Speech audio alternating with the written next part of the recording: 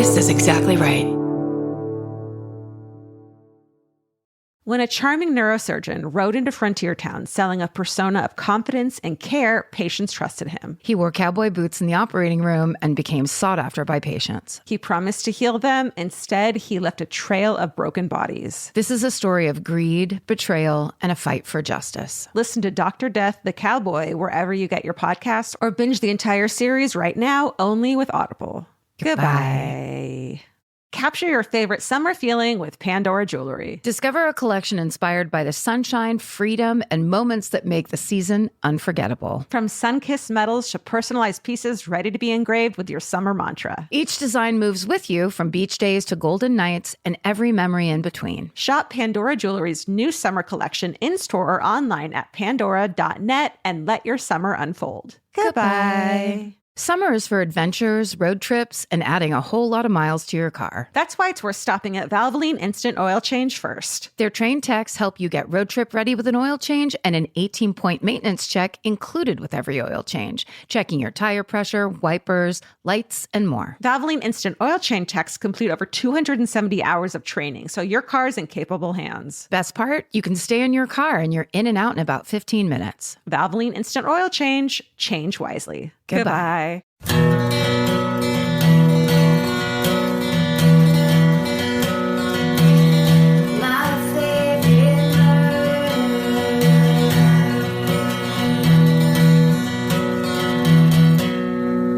Well then, let's do it. Hi. Welcome to My Favorite Murder Minisode, where we tell you your stories back to you. The best way to hear your stories through someone else's mouth. Yep, that's true. And these mouths are owned by Karen and Georgia. And we always ask you guys for your hometown murders, and you send us these amazing emails, and we have like a fucking inbox full of them. People are really trying to sell the story in the subject line. I respect what they're doing. Some of it is tricky. I think last time when I said make sure there's only like 8 paragraphs, that was a mistake. 8 is way too many. 8 is more than enough. 4 is good. 4 is great if we can get some large print, some double spacing. Yeah, don't do tiny print. Absolutely don't. I'm 75 years old. All right. Do you want me to go first? Go for it. The subject line is Pennsylvania hex witch murders and a couple others because I'm obsessive and can't decide. I'm sorry. It's from Judith. Thank you, Judith. Hi, my name is Judith and I've always been obsessed with true crime. I grew up in a little town called New Park right on the MD-PA line. What states are those? MD is Maryland. PA is Pennsylvania. That's right, Georgie. Yay! Oh my God, I'm learning. In southern York County. This is where the hex witch murder and trial happened in Remeyer's Hollow. Ooh, is this fiction? This is from the 1800s. This is, oh my God, what if we got a ghost email? Ooh. From the 1800s. My mom originally told me about this murder when I was little and I investigated it myself, aka Google search, because our landlord literally wrote the book on it. Cool. Yeah. She always told me that he was one of the lawyers involved with the trial, but I don't think that was possible because he was born the year it happened. Ha ha. The story.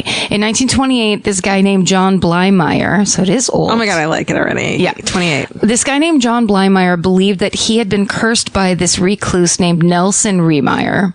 I don't know why he thought this. Crazy. Sorry. John's last name is Blymeyer, Blimire, and the other guy's last name is Remeyer, Rehmeyre. Weird. Meyer. Anyway, sorry. I just thought I'd cite that. It's a fun spelling area that I wanted to go into. All right. Remeyer was a powwow doctor, which is a mix of witchcraft and faith healing brought over by the Pennsylvania Dutch. Oh my goodness. This is very educational. It is. This local witch named Nellie Knoll, known as the River Witch of Marietta, advised and convinced Blymeyer to go to Remeyer's house to find his copy of the spell book to make him undo the hex.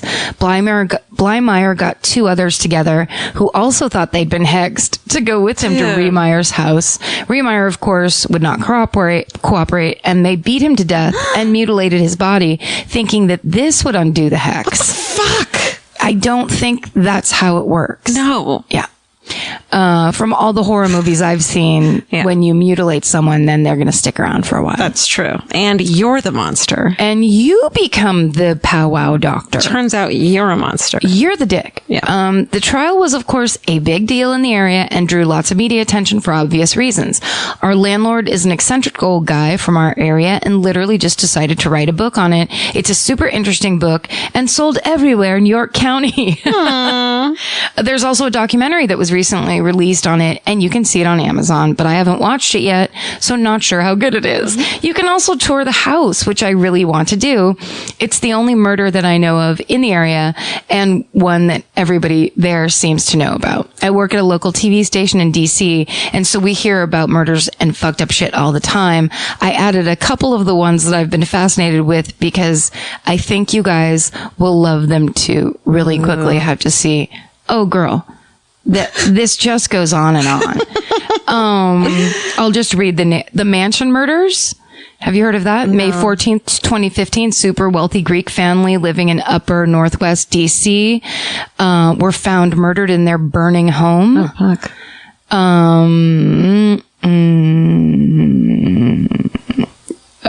Yeah, we can't go into all these. All right. It just goes on and on. Thanks, Judith. Yeah.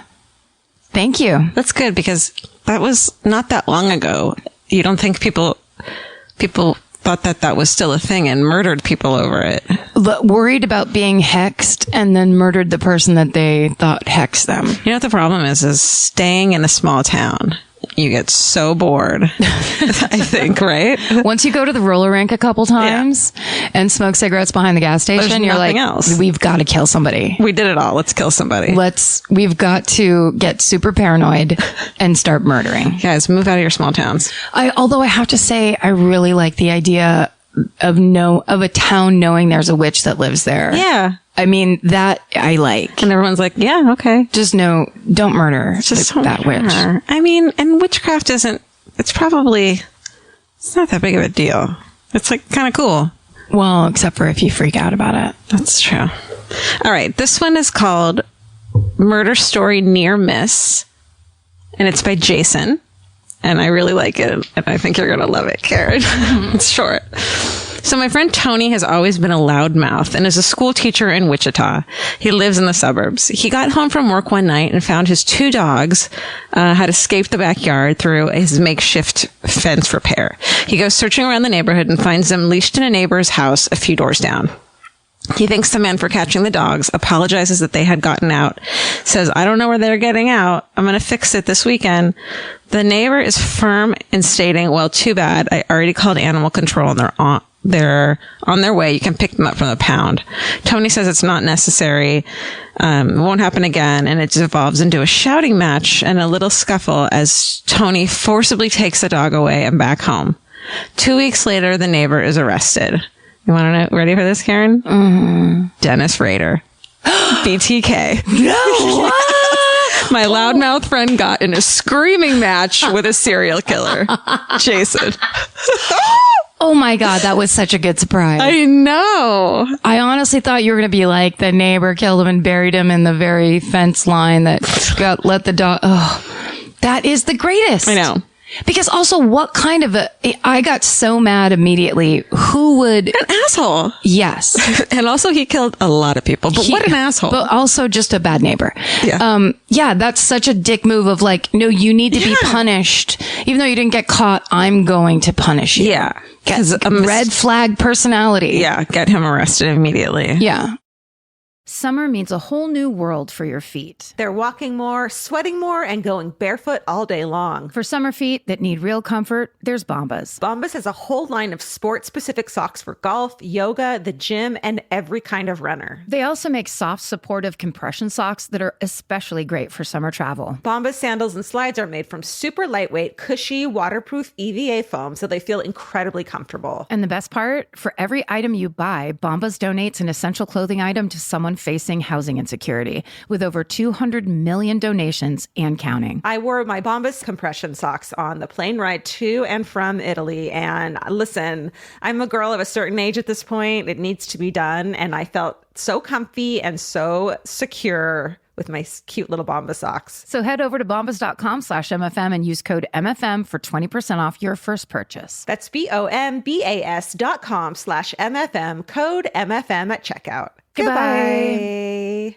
In the summer, healthy habits are easy to keep until you leave the house. You walk out the door, and the next thing you know, you're barefoot and feral in a gas station candy aisle. That's why Kachava makes it easy to maintain your routines. Kachava is an all-in-one nutrition shake, and now it comes in new travel packs. Every packet gives you a simple shake with protein, fiber, vitamins and minerals, greens, probiotics, omegas, electrolytes, and more. They're easy to toss into a bag, easy to take on the road, and a simple way to stick with your normal wellness habits, even when your schedule changes. Man, that Kachava matcha in the individual packs is like my dream snack. It's exactly what I need and want in between the not great meals I'm eating for lunch and the snacks I would have had anyways that are terrible for me. Like, this is something I feel like I'm treating myself when I take. You're treating yourself to vitamins, fiber, all these things that your body really wants and needs and kind of craves that it does seem like it takes a big effort to get. So now you're getting it all in one packet and in a little drink you like. Take your daily ritual with you. Go to Kachava.com and use code MFM for 15% off your first order. That's Kachava, KACHAVA.com, code MFM. Goodbye. If you're always on the lookout for a great audiobook or just want help figuring out what to listen to next, there's a podcast you should know about. It's called Earsay, the Audible and iHeart Audio Book Club, hosted by Cal Penn. Each episode takes a closer look at some of the most talked about new audiobooks on Audible, spanning a wide range of genres from sci-fi and literary fiction to rom-coms, thrillers, and comedy. Cal is joined by guests who dig into what these stories are about,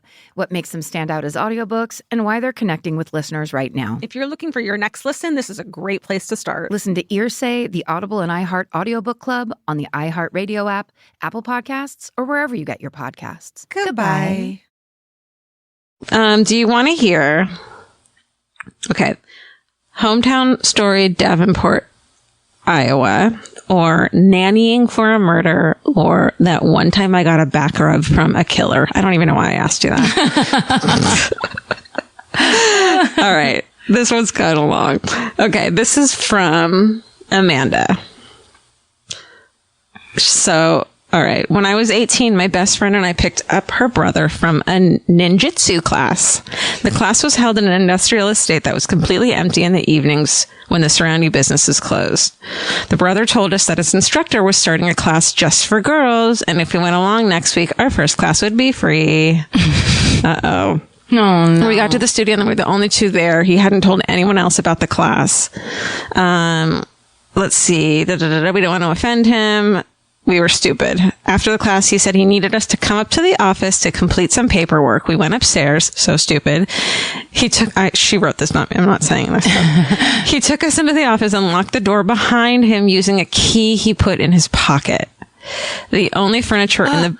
What? Just the locking the door with from the inside with a key. Totally. Nightmare.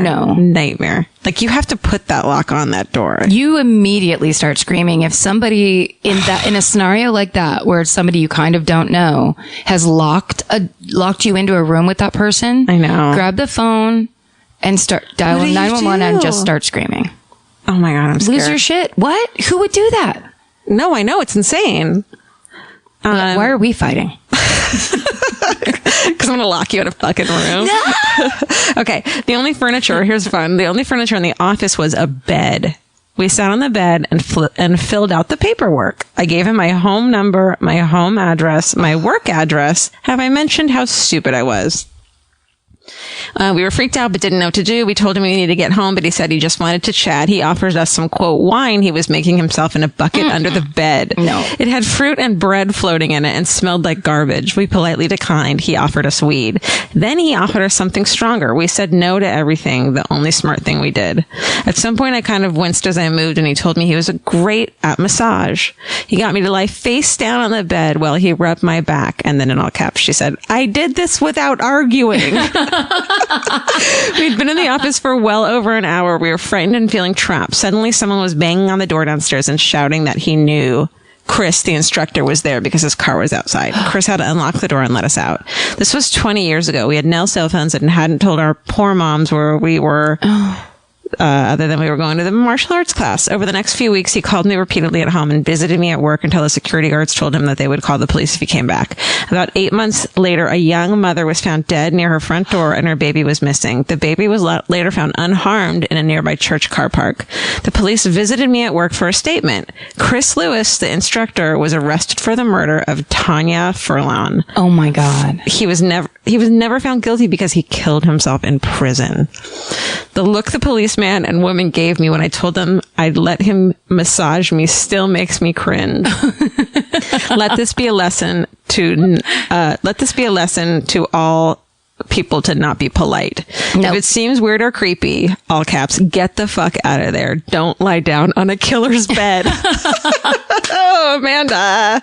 Good job. Oh my God. Dude, you and I both would have done something fucking stupid like that.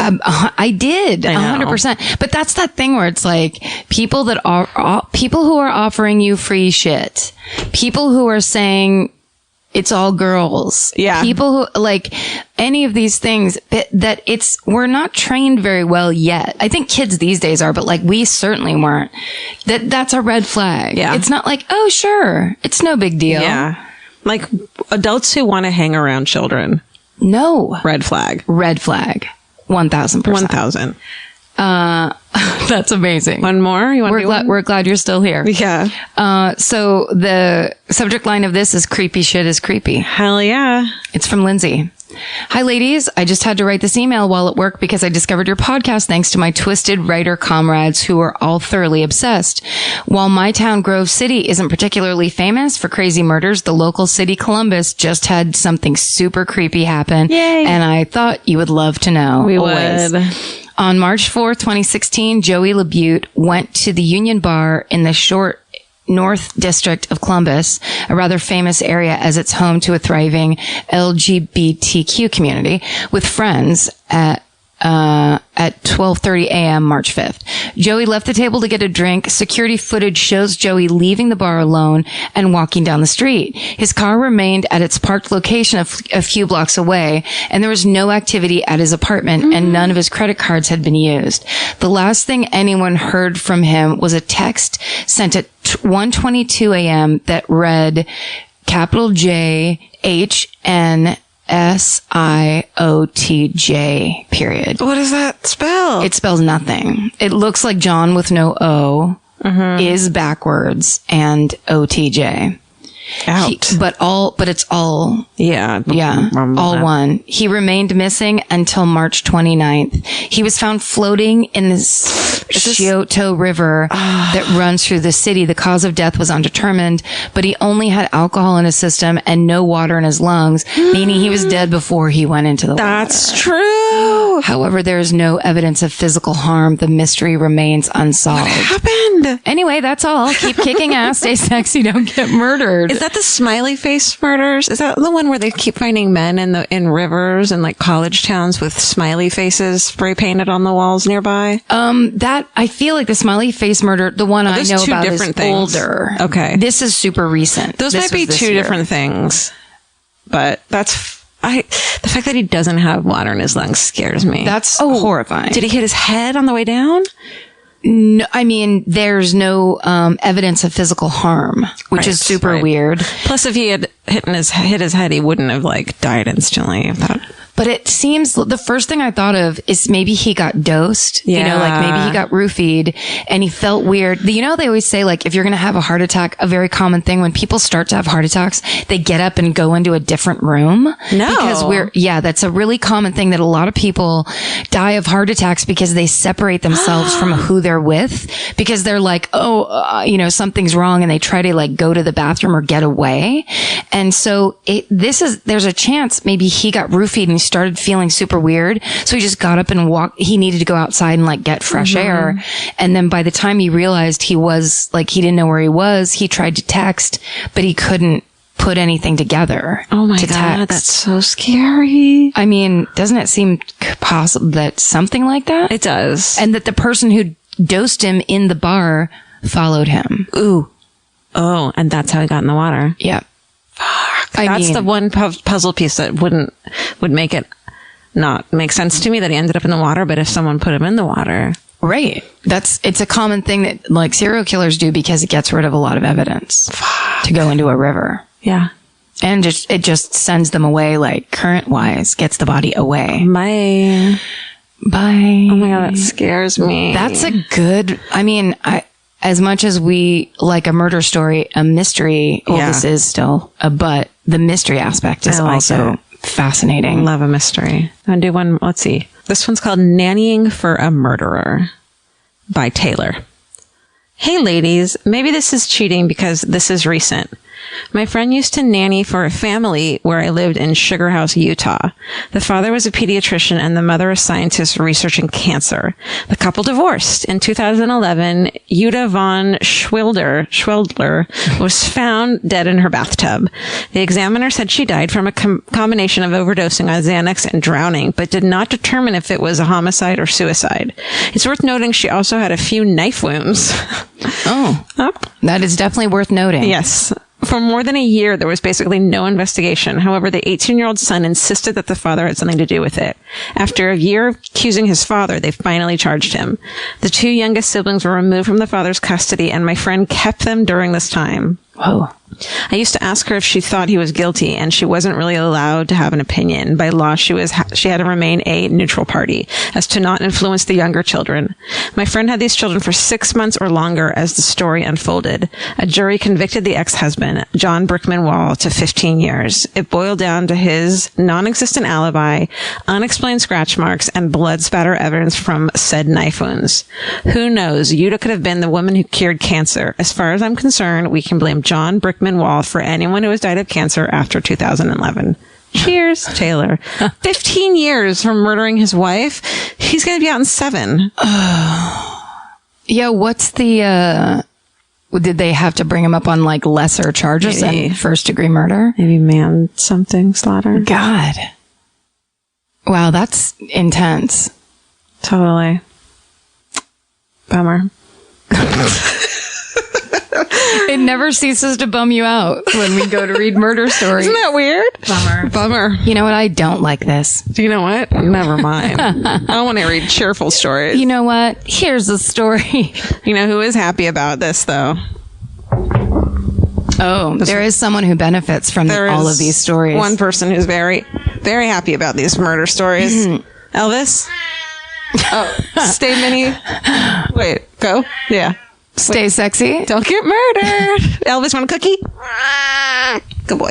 This may surprise you, but clothes that feel good and look good don't have to be mutually exclusive. Designs that make you feel as good as you look is what Hill House is known for. Hill House Home invented the viral nap dress. Hill House makes fun, versatile fashion that elevates your look. I now own 3 nap dresses. I love them. They're so comfy and cute. Pockets for days. You know. Get 15% off your first order of $100 or more at hillhousehome.com with code MFM15. That's MFM15 for 15% off at hillhousehome.com. Goodbye. While the world watches the stars at the FIFA World Cup, Hyundai has its eyes on the next generation of talent. The future soccer stars who are already turning heads at age 14. Because next doesn't wait for an invitation. And Hyundai doesn't either. Hyundai has always moved the future within reach. Hyundai did it by making advanced safety standard on every vehicle. And by engineering EVs with ultra-fast charging capability. And Hyundai continues doing it every day because the future isn't some far-off concept. It's already here. Next starts now. Hyundai, an official partner of FIFA. Goodbye. If audiobooks are your thing, or if you've been meaning to listen to more of them, you should check out a podcast called Ear Say,